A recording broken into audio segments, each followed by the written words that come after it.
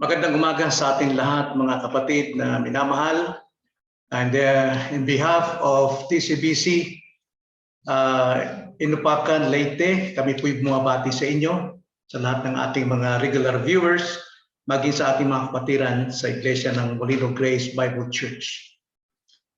Kadalasan, sa tuwing tayo may binubuhat na isang bagay, naging kaugalian natin ang magbilang ng 1, 2, 3. Napakalaga yung bilang na yon para mabuhat ang isang bagay. Maging sa pagkuha ng picture, sa mga selfie-selfie, kailangan pang magbilang ng 1, 2, 3 bago i-click ang camera. Makikita natin na napakahalaga ang 3 bagay na ito. Ngayon, alamin natin ang mahalagang 3 bagay na laging ginagawa ng kasalanan. Yan po ang ating paksa ngayon tungkol po sa kasalanan. 3 things sin will always do. O sa Tagalog, 3 bagay na laging ginagawa ng kasalanan. Basahin natin ang Hebrews chapter 3 verse 12 to 13. Ganito ang mga sinasabi. Hebrews chapter 3 verse 12 to 13. Mga kapatid, mag-ingat kayo na walang sino man sa inyo ang may pusong masama at walang pananampalataya na naglalayo sa buhay ng Diyos, sa buhay na Diyos.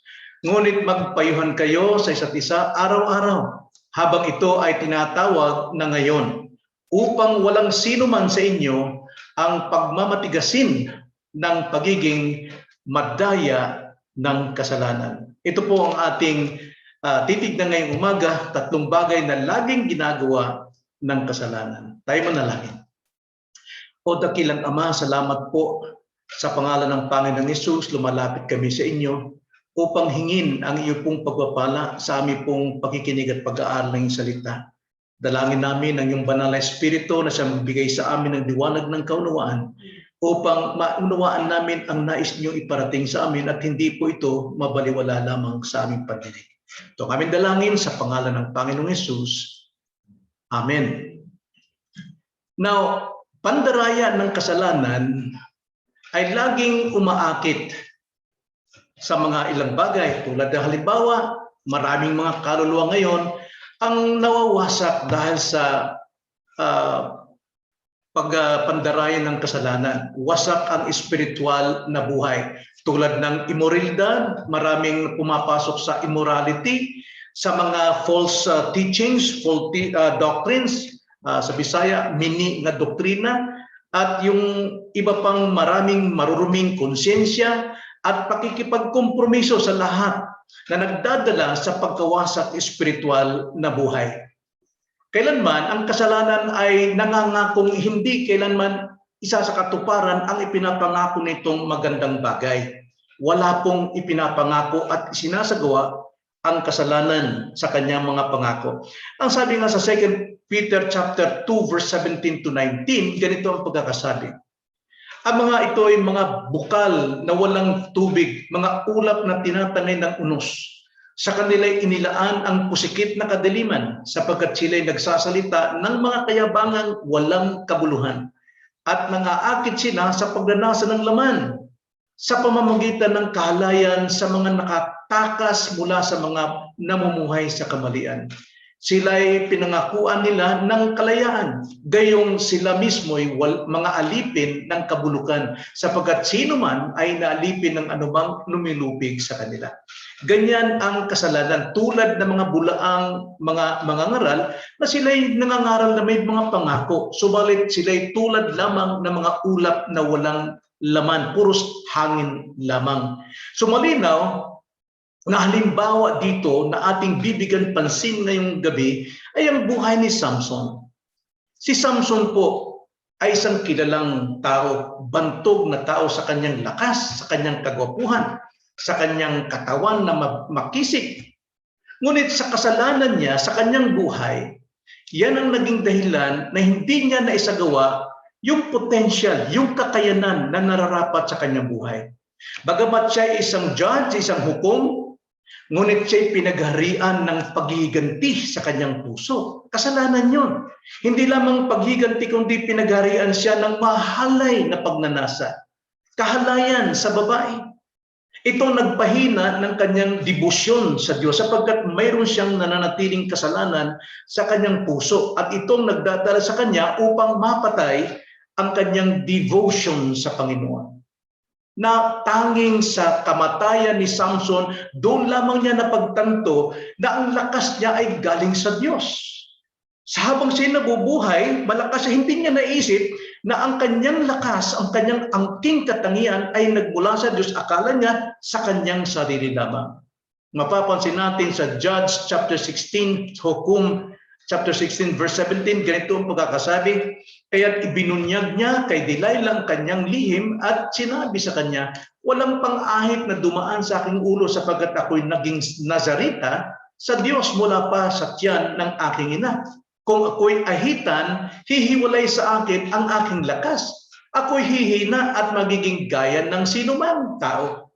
Inaakala ni Samson na ang kanyang lakas, yung kanyang talagang di mapantayang lakas ay galing sa kanyang sariling kagandahan, sa kanyang buhok.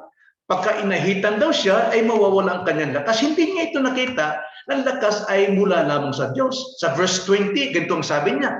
Sinabi niya, narito na ang mga Pilisteo, Samson, at siya'y gumising sa kanyang pagkakatulog at sinabi, ako'y lalabas na gaya ng dati at ako'y magpupumiglas. Ngunit hindi niya batid na ang Panginoon ay humiwalay na sa kanya.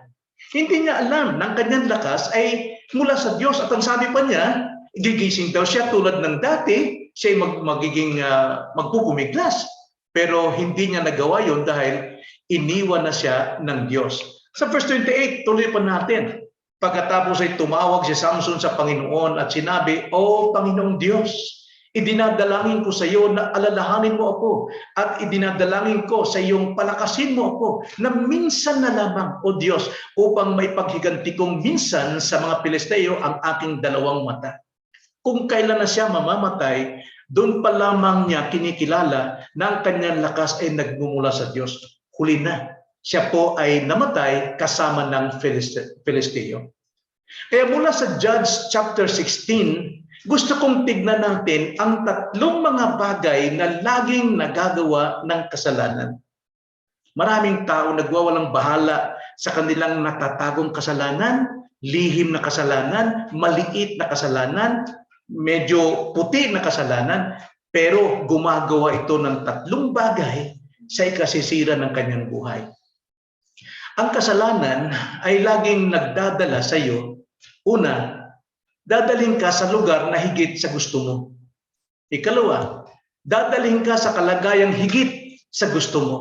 Ikatlo, dadalhin ka sa bayad na higit sa halagang kaya mo. Yan po ang dapat nating maintindihan. Kung mayroon kang natatagong kasalanan na hindi pa nabubunyag, alam ng Diyos yan. At kung ito'y tatago mo, makakamtan mo ang tatlong bagay na ito na laging ginagawa ng kasalanan. Isa-isahin natin. Una, ang kasalanan ay magdadala sa iyo sa lugar na higit sa gusto mo. No? Yung lugar na hindi mo gusto. Sa bandang huli, kaya dadalhin ka sa higit na lugar na gusto mo. Na kung ating babasahin ang kasaysayan ng buhay ni Samson sa John chapter 16 verse 4 to 20, alam natin si Samson ay medyo mayabang. Siya po ay masyadong magaspang, masyadong siyang pride sa kanyang kagwapuhan, sa kanyang haba ng buhok at sa kanyang lakas. Ngunit mahilig siya sa babae. Punong-puno siya ng lust. Yun ang kanyang kahinaan. At punong-puno rin siya ng paghiganti, galit sa mga tao, sa mga Filisteo. Ngayon, nagkaroon siya ng kasintahan. At ang kasintahang ito ay walang iba kundi si Delilah. Hindi siya naging maingat. Akala niya, malaya pa rin siya. Akala niya, yung kasalanang nakatago sa kanya, yung kahalayan, lustful passion, akala niya, bibigyan siya ng kaligayahan. Now, tandaan natin, lahat ng ipinapangako ng kasalanan, kailanman hindi niya may bibigay. Akala lang natin. Ngayon, dito sinubok siya ni Delilah. Paulit-ulit si Delilah na kanyang kinakarinyo itong si Samson. Ang sabi niya, ako'y iyong iniibig. Bakit hindi mo sinasabi sa akin ang lihim ng iyong lakas? Sabihin mo sa akin, mandaraya ka, hindi mo ko iniibig. Pero ang ginawa ni Samson, paisa-isa niya itong sinasabi sapagkat wala siyang intensyon na sabihin talaga ang pinagmumula ng kanyang lakas. Sapagkat ang alam niya sa kanyang sarili. Tingnan natin sa verse 15, chapter 16, verse 15 to 17. Ganito po kasabi, si Samson dito bumigay. Bumigay sa kanyang kahinaan sapagkat walang tigil, walang humpay si Delilah sa pakikipag-usap at pang-aakit sa kanya upang ituro kung alin yung sikreto niya. Kaya sabi sa verse 15 to 17, sinabi niya sa kanya, bakit, sabi ni Delilah, bakit nasasabi mo na iniibig kita, gayong ang iyong pag-ibig ay wala sa akin? Pinaglalaruan mo ko ng 3 ulit, ang sabi ni Delilah sa kanya. At hindi mo sinasabi sa akin kung ano ang nagbibigay sa iyo ng matinding lakas. Verse 16, sa wakas pagkatapos niyang pilitin siya araw-araw sa pamamagitan ng kanyang kasasalita upang mahimok siya, halos namatay si Samson sa pagkainis. Ganyan ang kasalanan ganyan ang tukso, uulit-ulitin ka, aaraw-arawin ka, oras-orasin ka, na ikaw ay kanyang mahulog sa kanyang patibong. At ganito ang nangyari kay Samson. Ang sabi pa nga rito, halos mamatay siya sa pagkainis kay Delilah dahil sa paulit-ulit araw-araw na pakikiusap. Kaya, ang sabi sa verse 17, kaya't ibinunyag niya kay Delilah ang kanyang lihim. At sinabi sa kanya, walang pang-ahit na dumaan sa aking ulo sapagkat ako'y naging nasarita sa Diyos upang mula pa sa itiyan ng aking ina. Kung ako'y ahitan, hihiwalay sa akin ng aking lakas. Ako'y hihina at magiging gaya ng sinuman. Yun ang akala ni Samson, na ang kanyang lakas ay nagmula sa kanyang buhok. Pero doon pa lamang sa sinabi niya, nung pagsagot pa lamang niya, iniwan na siya ng Diyos. Sapagkat hindi nagustuhan ng Diyos na ang kanyang tao ay mayroong tinatagong kasalanan. Banal ang Diyos at hindi niya kayang tanggapin na tayo ay mayroong tinatagong kasalanan. Now, ganito ang pagkakasabi, bago niya ibigay yung totoong lihim ng kanyang lakas, kanya munang dinaya si Delilah ng 3 beses. Unang-una, sa simula pa lamang, wala talagang intensyon si Samson na ituro kay Delilah yung kanyang kahinaan. Kaya sa una, sinagot niya sa verse 7.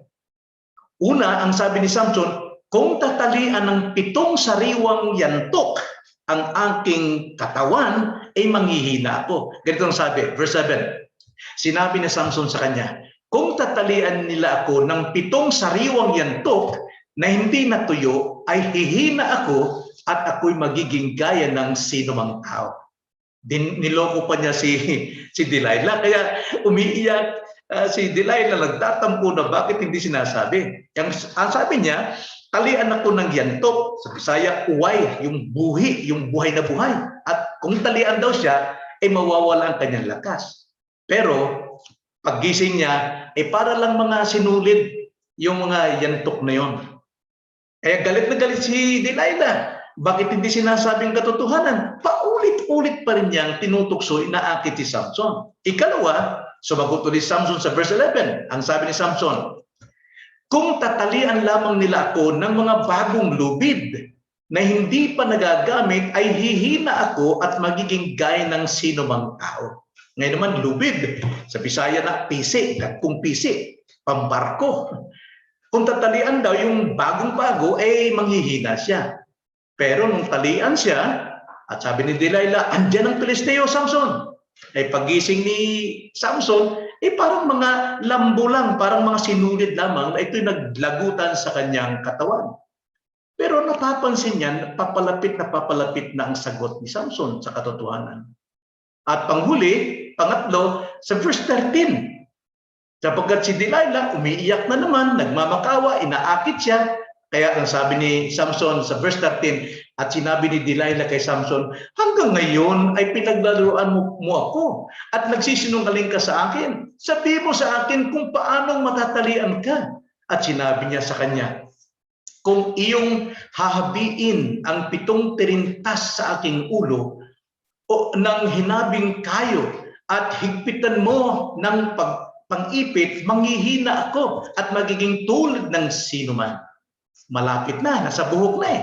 Ang sabi ni Samson, yung tirintas ko na buhok, pag ito'y pag-isahin at talian ng mahigpit, mawawala daw ang kanyang lakas.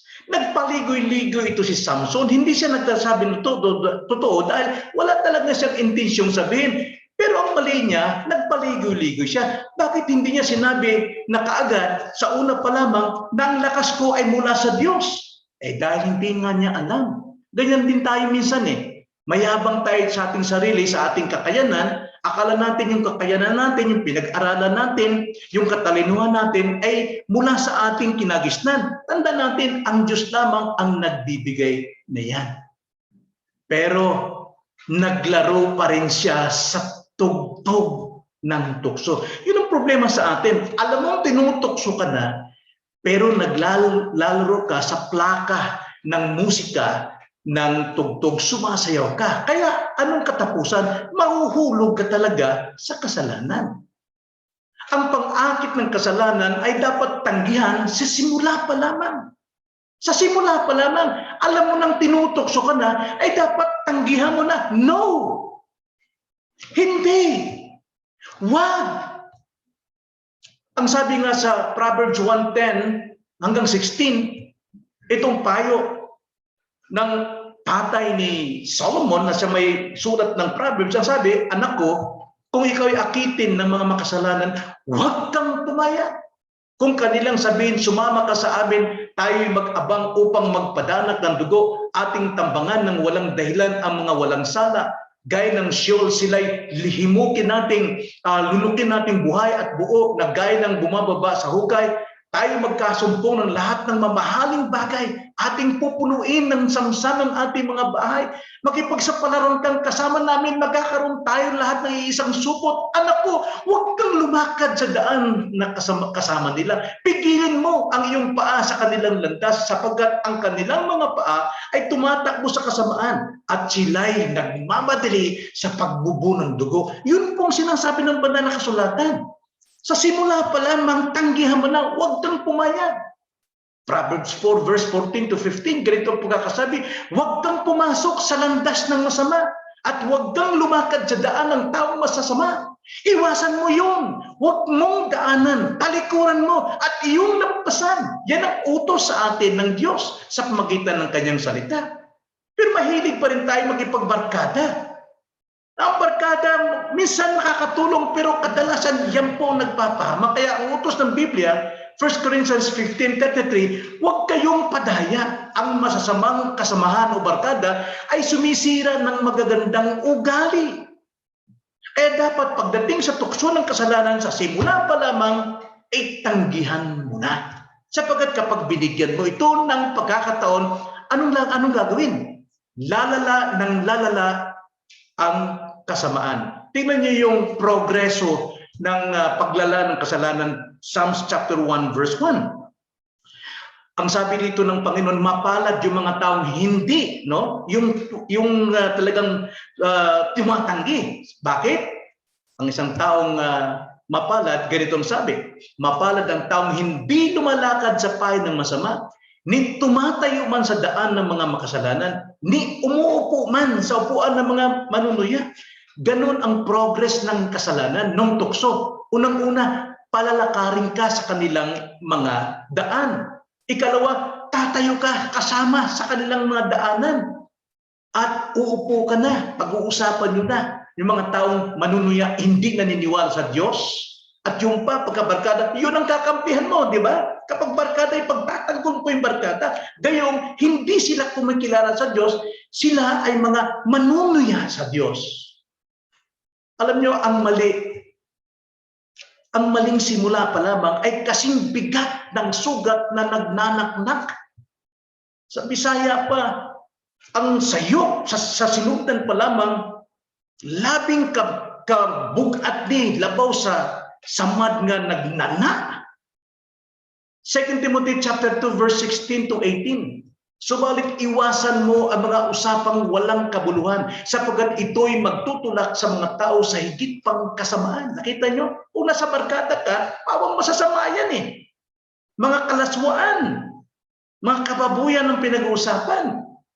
Iyan ang magtutulak sa tao sa higit pang kasamaan. Verse 17, at ang kanilang salita ay kakalat na gaya ng gangrena, cancer.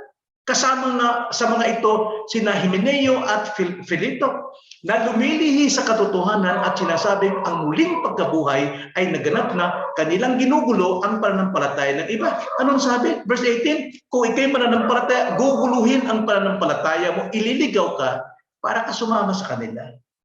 Kaya nga Romans 16 verse 17 hanggang 18 sabi ni Pablo, anong pagkakasabi ni Pablo? Ngayon sinasamo ko sa inyo mga kapatid na tandaan ninyo ang mga lumilika ng pagkakababagi at ng mga katitisuran na laban sa mga aral na inyong natutunan. Lumayo kayo sa kanila sapagkat ang mga gayon ay hindi naglilingkod kay Kristo na Panginoon natin kundi sa kanilang sariling tiyan at sa pamamagitan ng kanilang mahusay na pananalita at matatamis na talumpati ay dinadaya nila ang mga puso ng mga walang muwang. Ganyan ang ginagawa ng mga manunukso sa kasalanan. Kaya nga, tanda natin, kapag kayo nagsimula ng masama, lalala at lalala ang kasamaan niyan. Sapagkat ang sabi sa 2 Timothy chapter 3 verse 13, subalit ang masasamang tao at mga mandaraya ay lalong sasama ng sasama, sila'y mandaraya at madadaya. Kaya nga, ito yung kasalanan na nagpapatigas ng ating puso, nagpapamanhid ng ating konsyensya. Kaya nga, unang-unang kasalanan ay magdadala sa iyo sa lugar na higit sa gusto mo. Malalaman mo, hindi mo na sila ibig, pero nasilo ka na. Ngayon, ikalawa, ang kasalanan ay magdadala sa iyo sa kalagayang higit sa gusto mo. Dadaling ka na ron sa posisyon o kalagayan sa buhay mo na hindi mo na gusto. Tingnan mo si Samson, verse 20, no? Judge 16, verse 20 to 21. Ganito ang sabi. Sinabi niya, narito na ang mga Pelisteo sapagkat siya po ay nakahiga sa kandong ni Delilah at siya ay tinalian dito. At sabi ni Delilah, narito na ang mga Pelisteo, Samson. At siya'y gumising sa kanyang pagkakatulog at sinabi, ako'y lalabas na gaya ng dati at ako'y magpupumiglas. Ngunit hindi niya batid ng Panginoon ay humiwalay na sa kanya. Ano nangyari? Yung manipis lamang na bagay, isang labaha ang nag-ahit sa kanyang ulo, wala na siyang lakas. Verse 21, hinuli siya ng mga Pelisteo at dinukit ang kanyang mga mata. Kanilang dinala siya sa gasa at ginapos siya ng mga tanikalang tanso at siya'y pinagtrabaho sa gilingan sa bilangguan. Nakita niyo? Ang kasalanan ay magdadala sa iyo sa kalagayan na higit sa gusto mo. Ayaw mo nun, pero doon ka dadalhin kapag ikay napitak ng kasalanan. Now, alam natin si Samson sa simula pa lamang ayaw niyang magpatali. Walang tali, maaari makatali sa kanya makapigil. Lahat yun, para mga sinulid lamang, mga lambo lang, gabuhok lang. Pagkilos niya, tanggal lahat. Pero ngayon, ano nangyari?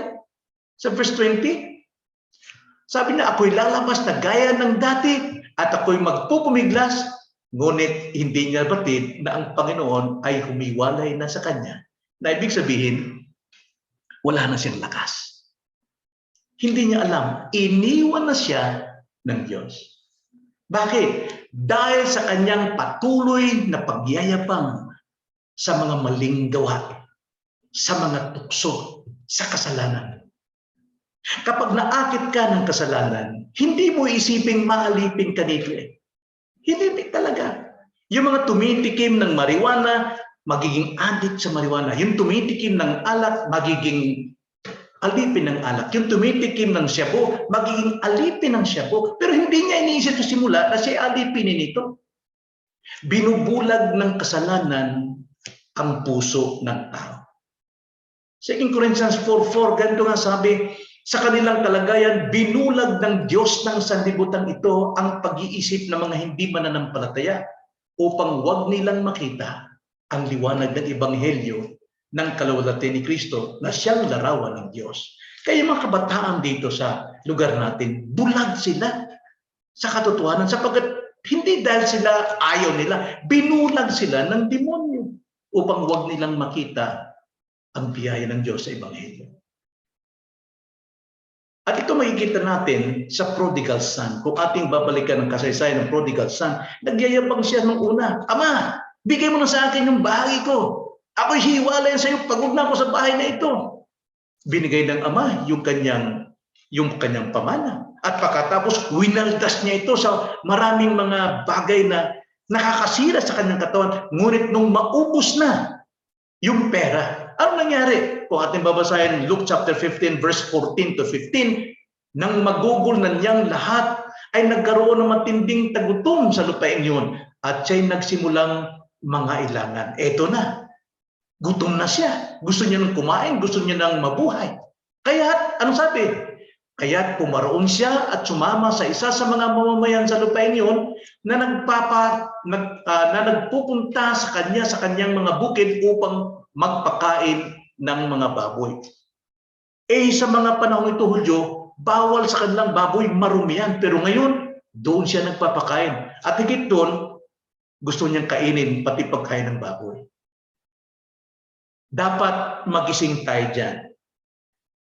Doon sa kapangyarihan ng controlling power ng kasalanan.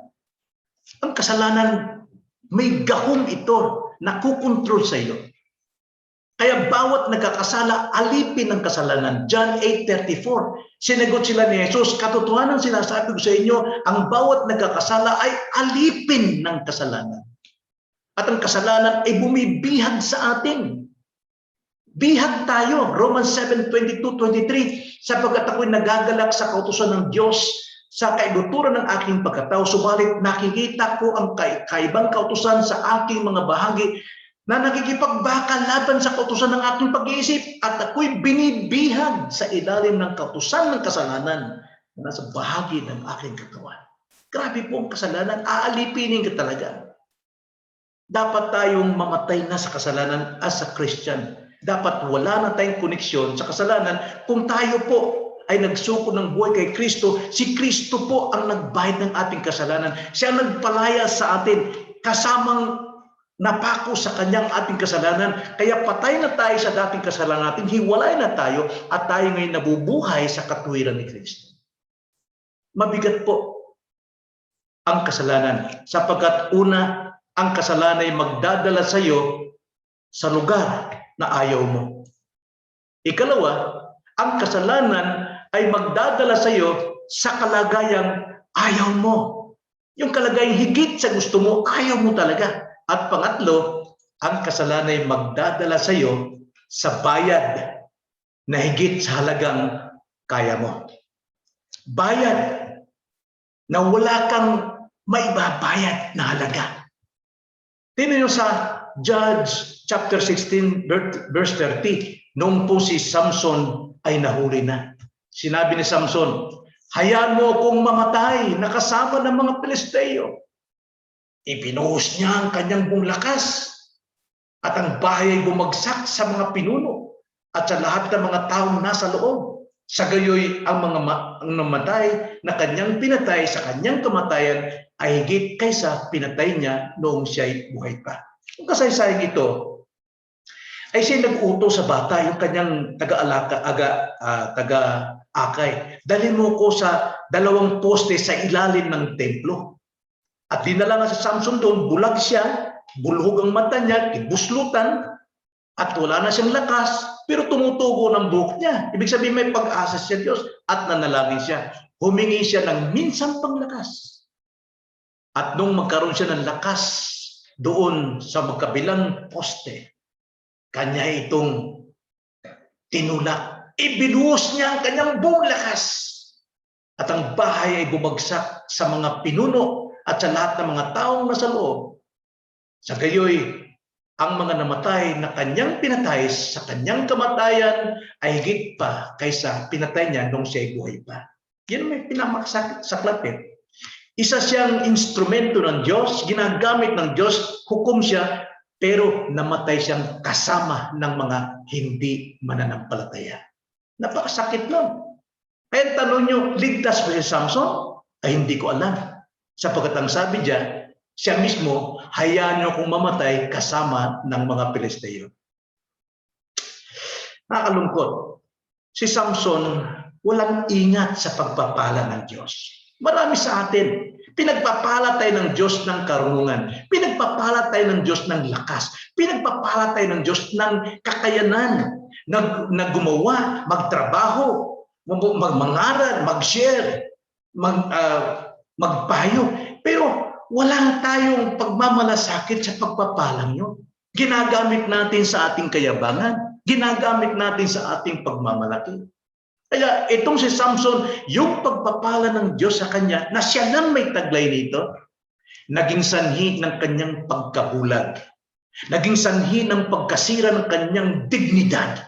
Naging sanhi ng kawalan ng kanyang lakas.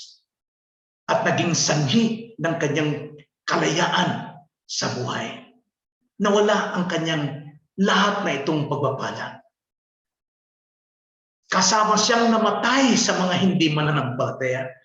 Napakalungkot nun. At pagkatapos dito niya naisip sa huling pagkakataon nito na ang lakas niya ay nagmumula sa Diyos, pero huli na sapagkat mamamatay na siya. Hindi niya nagamit ang kanyang lakas na ito simula nung siya'y maglingkod bilang isang Nazareta na ang Diyos ang naluluwalhati sa kanya. Pero kung ginamit niya ang lakas nito at alam niya na ang Diyos ang nagbigay sa kanya, alam niyo, hindi siya magkakaroon ng paghiganti puot sa puso at hindi niya pababayaan ng kalaswaan ng kahalayan ay manatili sa kanyang puso upang maghanap ng iba't ibang babae. Kung naisip lamang niya, pero huli na. Pero yun ang ginawa ng Diyos. Kapag kayo nagsisi, nagpakababa. Minsan pang pagkakalubang ka ng Diyos ng pagpapala. Tandaan natin mga kapatid na ang pagpili sa kasalanan, pagbabayaran mo ito. Be sure your sin will find you out. Unang-una, pagbabayaran ng iyong kaluluwa. Sapagkat sinasabi sa Romans 6:23, sapagkat ang kabayaran ng kasalanan ay kamatayan. Kamatayan. The wages of sin is death. Mark chapter 8 verse 36 to 37, ganito ang sabi, sapagkat ano ang mapapakinabang ng tao na makamtan ng buong sanlibutan at mapapahamak ang kanyang buhay? Sapagkat anong naibibigay ng tao kapalit ng kanyang buhay? Wala. What does it profit the man if he gains the whole world but loses his one soul? Alam niyo, kasalanan ang siya maglalayo sa iyo at sa Diyos. At ito magnanakaw sa iyo ng kapayapaan ng buhay mo. Wala kang kapayapaan kapag may kasalanan kang nakatago. May puot ka, may galit ka, may kahalayan ka sa pandingin mo sa mga salapi o ano pong bagay, lalo sa babae. Colossus 1:21, at kayo nang dati ay hiwalay at mga kaaway sa pag-iisip sa pamamagitan ng masamang gawa. Hiwalay tayo sa Diyos. Ito po ang makasisira ng iyong dignidad at yung honor. Mga kapatid, nakakasira po ito ng honor and dignity. Ephesians 1:12, sapagkat ang mga bagay na palihim nilang ginagawa ay kahihiyang sabihin. At ito pong kasalanan, ito'y magnanakaw ng ating tirahan sa langit. So, imbis magbayad sa halaga ng kasalanan, bayaran natin ang halaga ng pagiging disciple, pagiging alagad. Doon tayo magbigay ng panahon. Gumasta tayo ng panahon upang mahubog tayo bilang mga alagad ng Panginoon. Luke chapter 14 verse 27 to 30. Sino mang hindi nagpapasa ng kanyang sariling krus at sumusunod sa akin ay hindi maaring maging alagad ko. Sapagkat sino sa inyo ang nagnanais magtayo ng isang tore ang hindi muna uupo at alamin ang magugugol kung mayroon siyang sapat upang matapos ito? Baka kung mailagay na niya ang pundasyon at hindi makayanang tapusin, ang lahat ng mga makakita ay magpapasimulang siya'y libakin. Na nagsasabi, nagsimula ang taong ito na magtayo at hindi kayang tapusin. Bakit? Kasalanan. Bayaran mo ang iyong devotion. Bayaran mo ng iyong sacrifice. Bayaran mo ng iyong separation from sin. Bayaran mo ng iyong pamumuhay, holiness, for without which no one shall see the Lord. Kaya mga kapatid, sa ating pagtatapos, kailangan tayong matuto mula sa kamalian ni Samson upang huwag nang maulit. Sa simula pa lamang, tanggihan na natin ang tentasyon ng kasalanan. Ang kasalanan ay laging gagawin ang tatlong bagay na ito. Dadaling ka sa lugar na ayaw mo. Dadaling ka sa kalagayan na ayaw mo. Babayaran mong halagang hindi mo kayang bayaran. Pero kayang bayaran ng ating Panginoon. Ipailalim mo ito kay Kristo kung ikay mahina. Sapagkat si Kristo lamang ang katuguran sa buhay mo. Kung hindi ka paligtas, kaibigan, ikaw ay nasa daya ng kasalanan. At anytime, maaari kang ipahamak nito dyan sa iyong kinaupuan. Baka hindi ka na makabalik pa. Baka matulad kay Samson, ma-realize mo, kailangan ko lang Diyos kung kailan ka na mamamatay. Isuot mo kaagad ang baluti ng Panginoon at isuko mong yung buhay sa Kanya. Magpasakop ka sa Kanyang kapangyarihan upang huwag kang mahulog sa tukso ng kasalanan. Sa simula pa lamang ay kaya mo na itong tanggihan. Magagawa mo ba yan? Magagawa mo kung isusuko mo buhay kay Kristo. Tayo manalangin. O dakilang Diyos, maraming salamat po sa umagang ito, sa iyo po mga salita na nagbigay sa amin ng liwanag ng kaunawaan. Na napakahirap po, Panginoon, ang kasalanan nandyan sa aming puso. Hindi ito mawawala hanggat hindi namin ito isinuko sa inyo. Ito'y magdadala sa amin sa isang lugar na ayaw namin. Ito magdadala sa amin sa kalagayan na ayaw namin. At ito dadala kami sa pagbayad ng bayaring hindi namin kaya, kundi ang mamatay sa impyerno. Ang kailangan lamang namin ay magpasako kay Kristo at sumampalataya kay Kristo na siya magbayad ang lahat ng aking kasalanan. Aking dalangin sa pangalan ng Panginoon Hesus. Amen.